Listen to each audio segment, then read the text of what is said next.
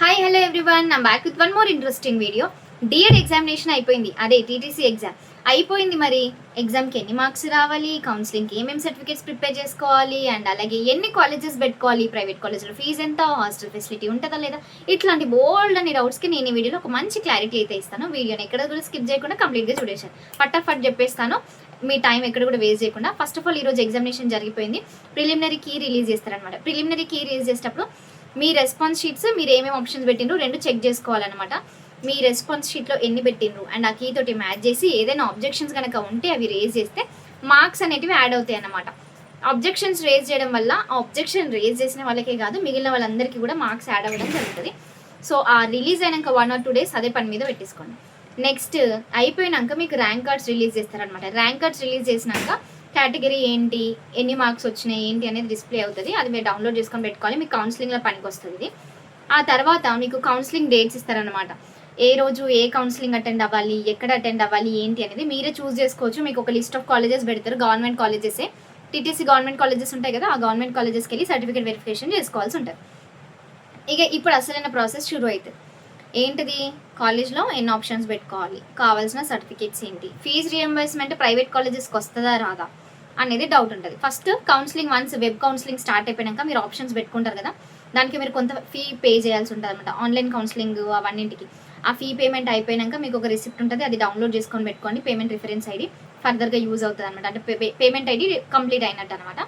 So అది తీసుకొని receipt మీరు అన్ని సర్టిఫికేట్స్ ఏవేవి కావాలి, సర్టిఫికేట్ వెరిఫికేషన్కి అవన్నీ చేసుకున్నాక కాలేజ్కి వెళ్తారు సర్టిఫికేట్ వెరిఫికేషన్కి. అప్పుడు మీ సబ్మిట్ చేయాల్సిన documents rank card, hall ticket, మీ స్టడీ సర్టిఫికేట్స్. ఇప్పటి వరకు డిగ్రీ వరకు కంప్లీట్ చేసిన వాళ్ళకైతే డిగ్రీ వరకు స్టడీ సర్టిఫికేట్స్, పీజీ వరకు అయితే పీజీ వరకు స్టడీ సర్టిఫికేట్స్, జస్ట్ ఇప్పుడే ఇంటర్ అయిపోయిందా మీ ఇంటర్ 10th స్టడీ సర్టిఫికేట్స్, ఇవన్నీ స్టడీ సర్టిఫికేట్స్. స్టడీ సర్టిఫికేట్స్ అంటే మీరు అర్థం చేసుకోవాలి, 10th, ఇంటర్, డిగ్రీ, బీటెక్ ఏ స్టడీ సర్టిఫికేట్స్ ఉంటే అవి based on your qualification. Okay, ఇవన్నీతో పాటు మెయిన్ క్యారెక్టర్ ఏంటి తెలుసా, ఇన్కమ్ సర్టిఫికేట్. మీకు రియంబర్స్మెంట్ రావాలన్న ప్రతి దానికి కీ రోల్ రియంబర్స్మెంటే. రియంబర్స్మెంట్ ఎప్పుడు వస్తుంది అంటే ఇన్కమ్ సర్టిఫికేట్ ఉంటేనే వస్తుంది. ఏప్రిల్ తర్వాత ఉన్న ఇన్కమ్ సర్టిఫికేట్ మాత్రమే వ్యాలిడ్ అయితే ఉంటుంది. మీకు కావాలంటే వన్స్ వెబ్ ఆప్షన్స్ వచ్చినాక ఉంటుంది చూడండి. ఈ గ్యాప్ ఏం చేస్తారంటే మీ సేవకి వెళ్ళి ఇన్కమ్ సర్టిఫికేట్ అప్లై చేసుకోండి. ఆల్రెడీ ఉన్న సర్టిఫికేట్ని మీరు రినివల్ చేయాలంటే జస్ట్ 1 weekలో ఇచ్చేస్తారు. 15 days అని చెప్తారు. మీ సేవలో కొంచెం అర్జెంట్ అని మీరే మీ డైరెక్ట్గా ఆఫీస్కి వెళ్ళి అక్కడ చేసుకున్నారు అనుకోండి. అంటే మీ సేవలు అప్లికేషన్ చేసుకోవాలి, అక్కడికి వెళ్ళి ప్రాసెస్ చేయండి. సార్ కొంచెం కౌన్సిలింగ్ ఉంది అంటే వాళ్ళు కూడా అర్థం చేసుకుంటారు. మీ సర్టిఫికేట్స్ అన్ని జెన్యున్గా ఉండి ఇంతకుముందుకు ఆల్రెడీ వచ్చిందంటే తొందరగానే ఇచ్చేస్తారనమాట. కౌన్సిలింగ్ లేకుండా వెబ్ కౌన్సిలింగ్కి పోయి సర్టిఫికేట్ వెరిఫికేషన్కి వెళ్ళినారు అనుకోండి, వాళ్ళు ఏమని ఇస్తారు తెలుసా, ఒక పేపర్ ఇస్తారు. ఆ పేపర్లో మీకు ఏమేమి సర్టిఫికేట్ సబ్మిట్ చేసినారు అనేది క్రాస్ మార్క్ చేస్తారు, టిక్ మార్క్ చేసి అట్లా చేస్తారనమాట. సో మీరు ఇవ్వని సర్టిఫికేట్ అక్కడ మార్క్ చేసి పెడతారు. ఈ సర్టిఫికేట్ లేకపోతే మళ్ళీ తర్వాత అదే కాలేజ్కి వెళ్ళి మీరు మేము ఇది సబ్మిట్ చేయలేదు అని మిమ్మల్ని ప్రాసెస్ అయ్యేంత వరకు వాళ్ళు చెప్తారనమాట. So that is very very important. ఆ ప్రాసెస్, ఆ చుట్టూ తిరగడాలు ఇవన్నీ అవసరమా? ముందే సర్టిఫికేట్ పెట్టుకొని రెడీగా ఉన్నారనుకోండి, ఇంపార్టెంట్ ఈజీగా అయిపోతుంది కదా. సో అట్లా అనమాట. కౌన్సిలింగ్ గురించి చెప్పేసాను కదా, సర్టిఫికేట్స్ అవన్నీ కూడా. నెక్స్ట్ థింగ్ ఏంటిదంటే ఆప్షన్స్ పెట్టుకునేటప్పుడు మీరు చాలా జాగ్రత్తగా పెట్టుకోవాలి. ఫస్ట్ అన్ని గవర్నమెంట్ కాలేజెస్ పెట్టుకోండి. మీకు 40 marks వచ్చినాయి, గవర్నమెంట్ కాలేజెస్ పెట్టుకోండి. మీకు 60 marks వచ్చినాయి, గవర్నమెంట్ కాలేజెసే పెట్టుకోండి. ఎందుకు గవర్నమెంట్ కాలేజెస్ చెప్తున్నావు, నేను ప్రైవేట్లో చదవాలనుకుంటున్నా అంటే, గవర్నమెంట్ కాలేజ్లో మీకు రియంబర్స్మెంట్ వస్తే ఫీజు ఎంత చెప్తే పరిశాన్ అవుతారు. జస్ట్ 3,000 rupees, 4,000 హార్డ్లీ అంతే. ఎంత ఈజీగా అయిపోతుంది ప్రాసెస్. ఇంత ఈజీగా అయిపోయేదానికి 20,000, 30,000 కట్టడం అవసరమా? అందుకోసమని ఫస్ట్ గవర్నమెంట్ కాలేజెస్ పెట్టుకోండి. వస్తుందా రాదో తెలియదు, వెబ్ ఆప్షన్స్లోనైతే పెట్టండి గవర్నమెంట్ కాలేజెస్, తర్వాత ప్రైవేట్. లేదు నేను ఆల్రెడీ కొన్ని ప్రైవేట్ కాలేజెస్తో చూసాను, వాళ్ళు నాకు తక్కువ ఫీజు అని అన్నారు అని మీకు కాన్ఫిడెన్స్ ఉంటే అప్పుడు go with for private colleges.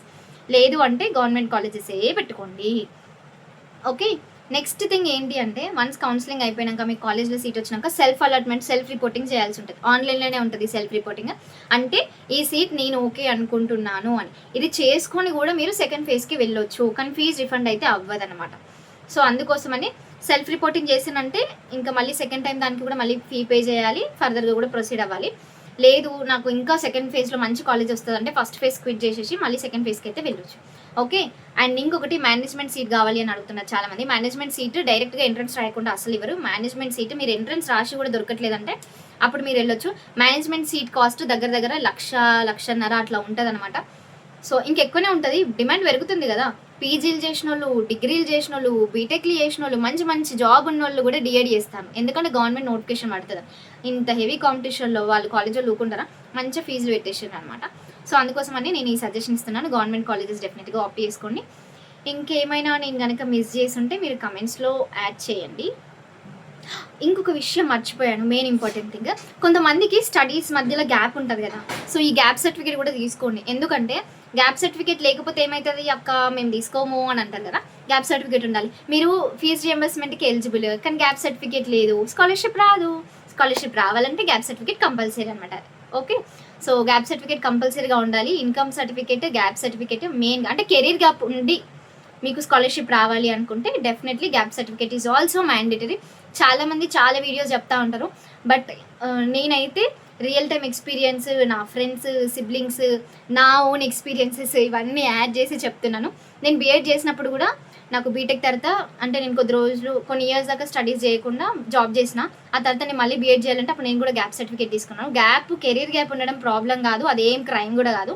వస్తుంది ఒక్కొక్కసారి గ్యాప్, జాబ్ పరంగానో ఏదో ఒకటి, మనం వేరే ఏదో ఒక వర్క్ చేస్తాం, గ్యాప్ వస్తుంది, గ్యాప్ సర్టిఫికేట్ తీసుకోవాలి. రీజన్ ఏంటంటే వర్క్ చేసినామా, హెల్త్ రీజన్స్, ఏదో ఒకటి ఉంటుంది. సో, మీరు అది పెట్టేసేయండి. పెట్టేసి గ్యాప్ సర్టిఫికేట్ అయితే తీసేసుకోండి. ఇంకేదైనా డౌట్స్ ఉంటే ఛానల్ కింద కమెంట్ చేయండి. ఈ వీడియోని మీ ఫ్రెండ్స్, సిబ్లింగ్స్, రిలేటివ్స్ అందరికీ షేర్ చేయండి. వాళ్ళందరికీ ఒక మంచి ఇన్ఫర్మేషన్ షేర్ చేసిన వాళ్ళు అవుతారు. Thank you so much.